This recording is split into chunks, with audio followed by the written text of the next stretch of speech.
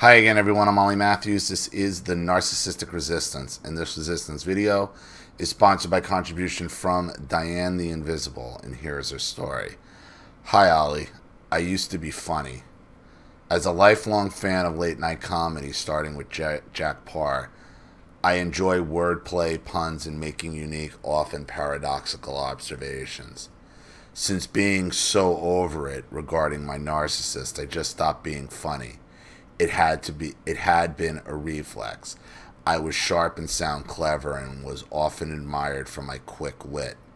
A joke smoothed over my social ineptitude and painful hypervigilance.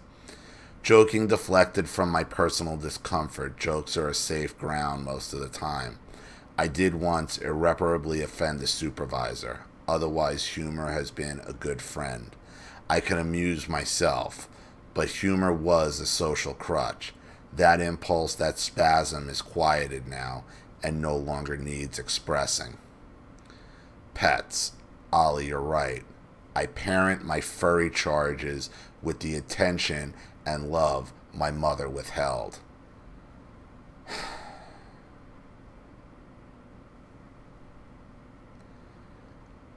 Nothing makes my skin crawl worse than somebody talking about a pet as if they're a child. It's embarrassing. I'm embarrassed for people who do this. It is such a red flag with me. I mean, I can't even express how people use these pets and try to put human characteristics. And don't get me wrong, I love my cats. But I also understand that they're just animals. They're pets.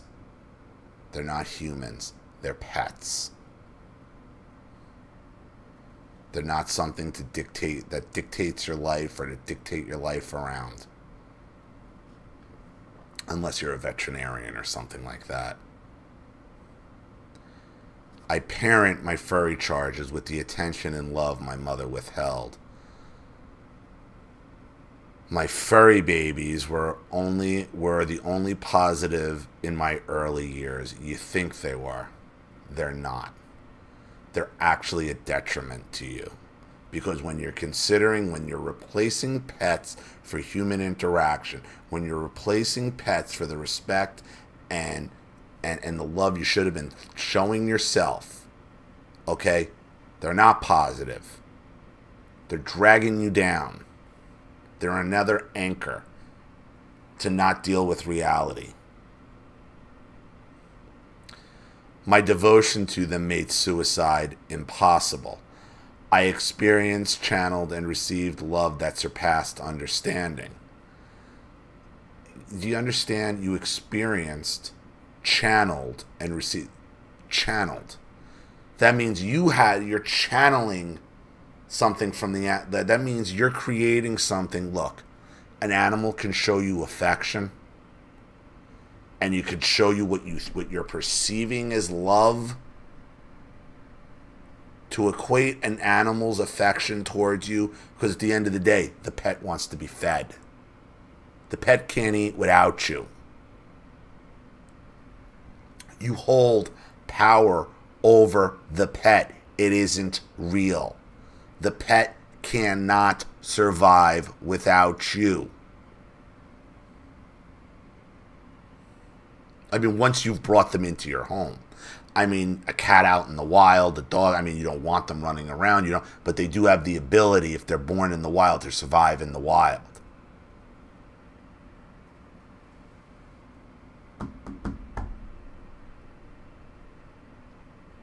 They only need you to survive if you trap them in the house with you, if you bring them in the house and you, quote unquote, domesticate them. That's not real. And you could say the same thing, well, a child can survive even less than an animal, but you're not equating a human being to an animal. That's the difference.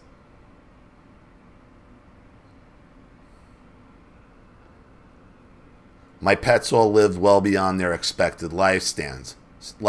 Yeah, but are you living your life? That's great for them, but what kind of life have you been living through them? We were good for each other. No, you weren't. No, you weren't.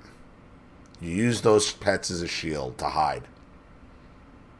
I felt like a better person when caring for and protecting them.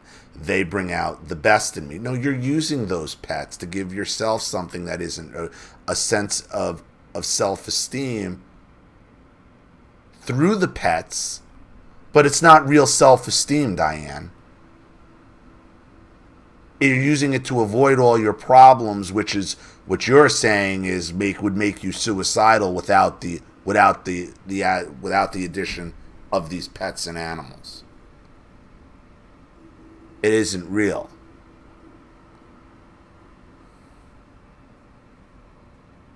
I felt like a better person when caring and protecting them. They bring out the best in me. Respectively, my life would not have been worth living without them. Meaningless. Really? Is that how you feel now? Your life wouldn't have been worth living without pets? No, that's what the projection of your own love that you should have been showing and attention you should have been giving yourself that you were projecting onto these animals has led you to that conclusion.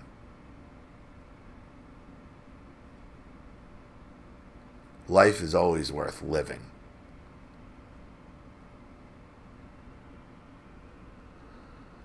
I would not have changed a thing, Ollie. Your point is valid. Pets, to a large degree, are a crutch, or rather filled the gaping emptiness so many of us survivors describe. The need to love and be loved by our furry cousins may fall away, as did my reflexive humor. Today, I still have a dog-shaped hole in my heart where a Pekingese used to be. I have no children, and this child-sized dog was a placeholder that allowed me to have something like the motherly experience that was taken from me, and has no other outlet. No, you don't have a dog-sized hole in your heart. You have a child-sized hole in your heart that you are projecting on to a dog. Even still. Even still, you will not accept the reality that you have an unhealthy relationship with pets. How do you say you have a dog size so you got a child size hole in your heart?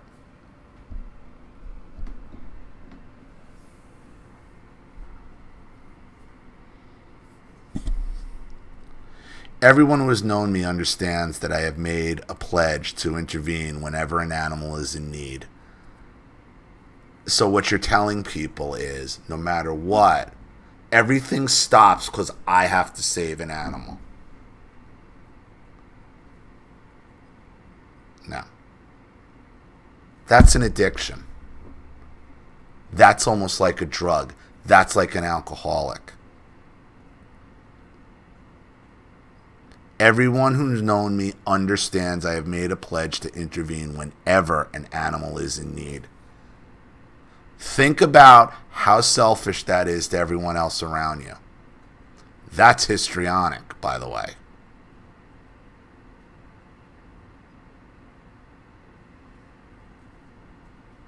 Who's made a pledge to intervene when you're in need, Diane?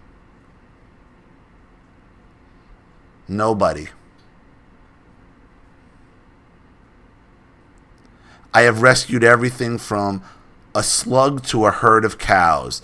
Just a little intervention can prevent so much pain, and I will continue to help them. With the many negative effects narcissism has had on me, this one is positive. No, it isn't. No, it isn't. Oh, no, it isn't. Because everything has to stop because you want to save a slug. You can't save anything. In your attempt to save every animal, you won't save the one thing you should, yourself. And by doing this and in running your life like this, you run the risk of alienating yourself from everyone. Because what you're telling people is, all else stops from when I want to save a slug. What if somebody tells you, no, we got to go. We can't save that animal. We can't do this. It's too many. What's your reaction then? Can you handle it? Is there a histrionic meltdown? Guilt trips? What? What is it? Understand something, Diane. I'm not saying this to pick on you. Okay, this is a giant red flag when it comes to pets, and I know how pets and narcissism goes hand in hand.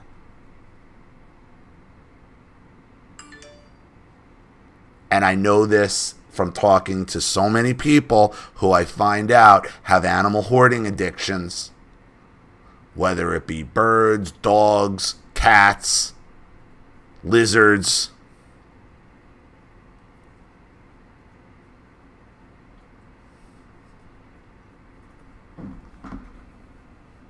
It's an addiction, just like an extreme hoarder uses it as a way to control their house. It's an addiction just the same as alcoholism or any hard drug. And the excuses made for doing it are usually the same that an addict makes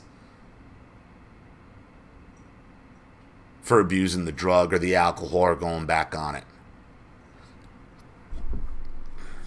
This is not positive whatsoever, because you still refuse to focus on your own issues. No way I'll walk past a lost dog or a needy kitten.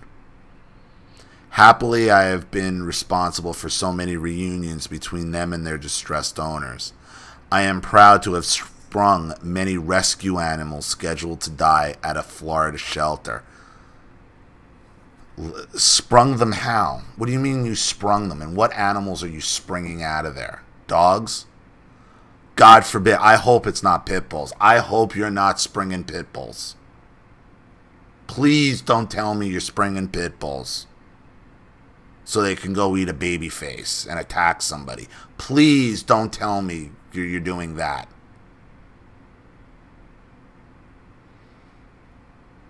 Unfortunately, animals sometimes have to be euthanized when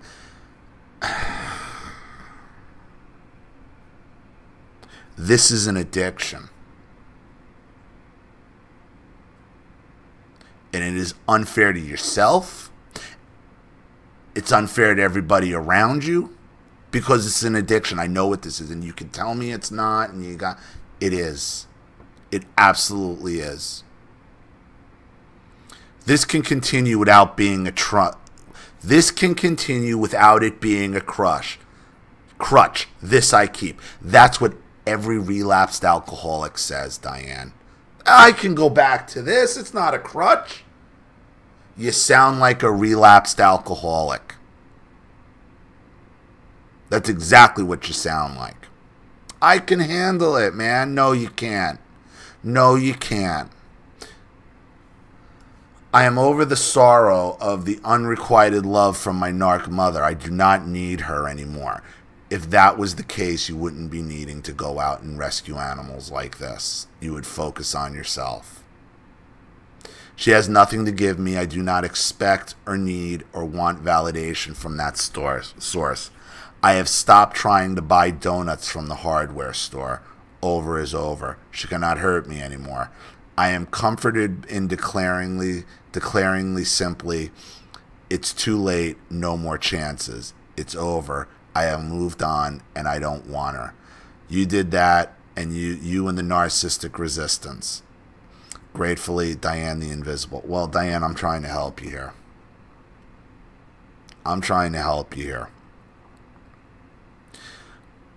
If you don't stop projecting your own problems, whatever emotion you should be reserving for yourself onto these animals, nothing is going to change for you. Nothing.